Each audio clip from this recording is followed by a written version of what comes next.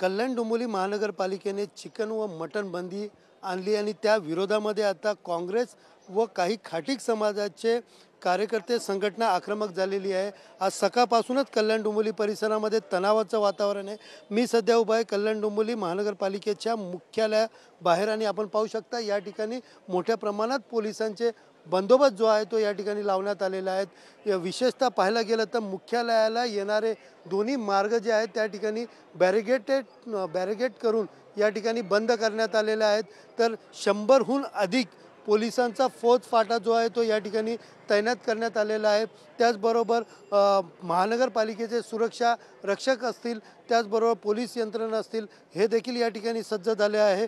कालपासूनच आपण पाहायला गेलं तर काँग्रेस असेल, राष्ट्रवादी असेल, त्याचबरोबर हिंदू खाटीक समाज असेल किंवा हिंदू खाटीक युनियन आणि त्याचबरोबर शिवसेना धर्मवीर खाटीक युनियन असेल, अशा विविध संघटनांनी या ठिकाणी आक्रमक भूमिका घेत आमचं निवेदन दिलं होतं आणि निवेदनावरती कुठल्याही प्रकारची पालिकेने या ठिकाणी भूमिका न मांडल्याने आज आंदोलन करण्याचा इशारा दिला होता व यानंतर काही आंदोलनकर्त्यांना पोलिसांनी ताब्यात देखील घेतलं होतं। मात्र काँग्रेस आणि राष्ट्रवादी हे दोन्ही राष्ट्रवादी शरद पवार गट या दोन्ही गटाच्या कार्यकर्त्यांकडून या ठिकाणी आंदोलनाचा इशारा दिलेला आहे। थोड्या वेळातच काँग्रेस असेल, त्याचबरोबर राष्ट्रवादी शरद पवार गटाचे पदाधिकारी असतील या ठिकाणी आंदोलन करणार आहेत आणि विशेषतः पाहायला गेलं तर या आंदोलनामध्ये कोंबड्या या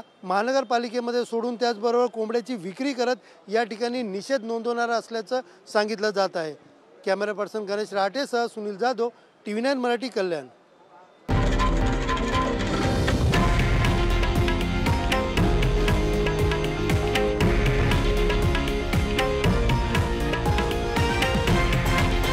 हे आहे देशातील नंबर 1 न्यूज नेटवर्क आणि आपण पाहत आहात TV9 मराठी, एकमेव।